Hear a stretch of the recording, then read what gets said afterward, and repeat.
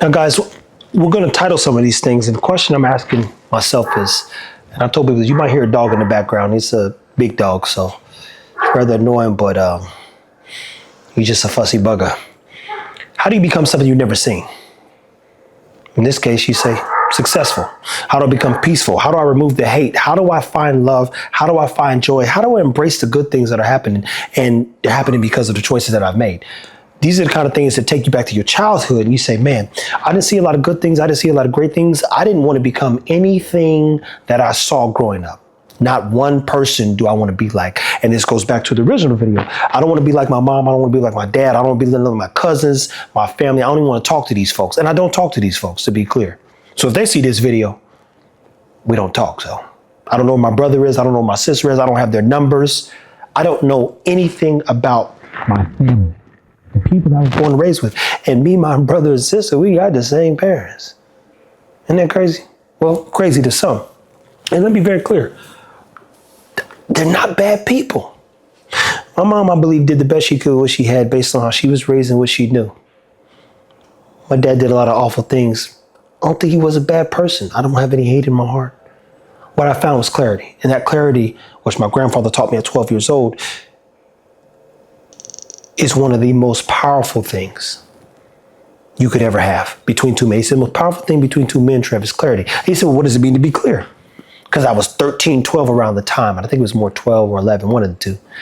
And you learn more about clarity as you get older, as things become unclear. You know, why did this happen? Why did this happen? And you're like, oh, you can't communicate. So how do you become successful? How do you become respectful? How do you become a business owner? How do you become a great leader? How do you become yourself if you've never seen people that were honest about who they are and who they're not? How do you do that? I'm gonna tell you, it's probably one of the hardest things that I'm still figuring out. Not necessarily. If you met me, you know who I am, how I am, to say the least. I don't like people. People say that. I really don't. It gives me anxiety when people want to talk to me. I don't want to take photos. I don't want to be bothered. I don't ever really send anybody a message. Shout out to all the people that I do fool with, as they say. It's an old term there, man. I fool with that fool. That's Richard DeBerry, that's Syed, and a few other people that I could name, but you know who you are. And I had to learn that. And when I asked myself, what's the most valuable thing about you? These are questions I really asked. I met a guy when I was building T-Fit, and you'll see this contrast between my childhood and while we're talking about success. And he gave me a perspective tied to a check that gave me value. I figured something out in terms of preventing injuries, solving problems ergonomically when I was young, 23, 24. And he saw the value in that so much so that he gave me a nice job. And I was so ignorant that when they said, Trevor, could you put a proposal together for us? I said, man, I don't know how to write no proposal. Hey, I still struggle to this day with proposals. I ain't gonna lie to you. I said, man, what's a proposal? You know, what I got to put in there? They laughed, and David Miller tapped me on my shoulder. Trevor, it's okay. Just tell us how much it's going to cost us. We know you can do the work. Walk me through how much it's going to cost us. And get this, not only did they pay me to basically be the head of wellness, David paid me to train his son, Colton. And I said, wow, they'll pay me for what I know? So imagine starting something, you're like, well, what's your price? You go, oh, now I got to go see what trainers are charging, how much time he needs. Am I charging by the hour? Am I charging by the session? Like, you literally just don't know because you've never seen anyone in your family build a business.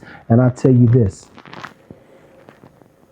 I had a successful cousin, and I think he's still successful. But the first thing you always do is you check in at home. So you say, man, I think so-and-so is pretty successful. Let me go see if I can learn something from him. Because again, he's been successful. If you're from Kansas City, then you know there's a downtown plaza area. In the plaza, People got money. He had I don't know if he does, he had an orthodontic practice called Harmony Smiles. I won't even say his name. You go look up Harmony Smiles if it's there or not. Then he built another one at Lee Summit.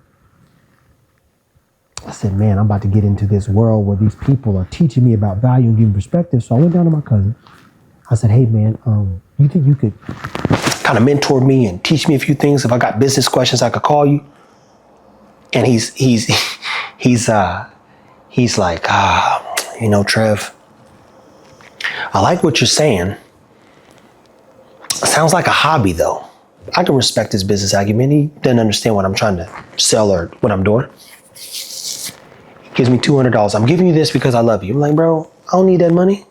I ain't asked for no money. I said, if I have a business question, can I call you? He goes, I think you need to go back to school. Or he said, you need to go to college and get it. I'm like, bro, I'm not going to school. I'm like, bro, it's not happening. I'm not going. This dude just told me he's about to pay me $100 an hour and $150 if I don't, if people schedule me on these days to be the head of wellness. And I got no degrees, no certifications, and nothing else. Literally nothing. Imagine if you're going to train people or be in wellness, for one, you need a degree oftentimes to get a personal training certificate in kinesiology. That's $40,000 plus at K-State. You're going to pay 40 bands for a kinesiology degree that you can't do nothing with. Now, let's just say I go get my NASM certification. That's $3,000 to, $1,500, $3,000. I don't know what it is now. When you look at the numbers, bruh, I'm about to make more than all these people collected, and it ain't because I went to school, brother. I'm asking, can I call your phone if I have a question, because I thought family mattered, and you could just protect me in case I'm missing something that they're saying, because I realized very quick, these people fought to have me a part of a $500 million business when I was being stupid and ignorant. I just need your advisement, man. He said, go to school. That was his final offering. All right, man. Never talk to him again. Never went. He has big family functions. Never went to another family function. I'm not asking. I'm telling you what's about to happen. Now, clearly, he won't remember it that way. I promise you that. And there was no bad blood. I said, you know what I did? I just said, hey, man, thank you so much for your time. I literally go, I appreciate you taking the time to speak with me, man. Thank you. And boom, boom, boom. Which goes back to that question I asked at the beginning of this. How do you become something if you've never seen it? My dad is a crook. Respectfully, my mom worked at Cracker Barrel in a place called Data Source. At one point, my mom worked one job making $4.15 and $5.15, others at two jobs, slept all Saturday. And she'll tell you, I used to keep my sister and brother quiet so she could sleep all day because she worked so hard and still couldn't afford taking care of all three of us. I'm telling you right now, I knew for a fact, I'm not working at Cracker Barrel and I ain't working at no Data Source. I don't like people telling me what to do. I can't even, and I know I'm thinking outside. I know I'm worth more. I'm seeing all the wrong things in every room possible, but I know so much about this one thing, aka the human body. All the wealthy people just said, Trevor, we'll help you figure it out. Why couldn't them folks who know me, watch me be born, grow up? I couldn't get it. I didn't ask you for, I didn't come down there with no business. I just like, yo, my man, walking into a place, I need some help. So I'm looking for help, and not because I need a handout. They're paying me. And your own family won't even allow you to make a phone call. We're going to continue this one here, but I would tell you, man, you learn very quickly that you got to help yourself, and you become something that you probably shouldn't be, because now you already grew up hardened. And if I just reach back one more time and ask for help, people that look like me, people who should believe in me, I've done no wrong to them. I got no criminal. I ain't done nothing bad. And I can't make a phone call. To this day, it baffles me. So I know, I'm telling you this, I know what it's like to start off. And the worst part is social media has y'all guys so confused. It has people so confused on the reality of creating wealth, real success, real opportunities. You, man, say, I'm gonna tell you this, man. I learned in that moment that I was alone, and that success was going to be something I still didn't know at the time. Like, I didn't know what success looked like. I had no clue what it means to have peace and freedom and peace of mind, have family, have love, have support. My God. Guys, I'm doing this for y'all, man. I said, man, my life has been a journey and I feel like it's just warming up. Why should I get to the end and tell you how great this journey's been in becoming who I'm supposed to be? And I think by the time we're done with this over the next 10 years, potentially, it might be worth something to someone else. Most importantly, the people who've been watching and do like this. We get a lot of applause, a lot of thank yous, and a lot of keep going. As a matter of fact, I can show you that right now. We'll close this out with this one. I just went through, I do 10 for 10 sometimes. If you're on the dog page on Instagram, we have 381,000 followers.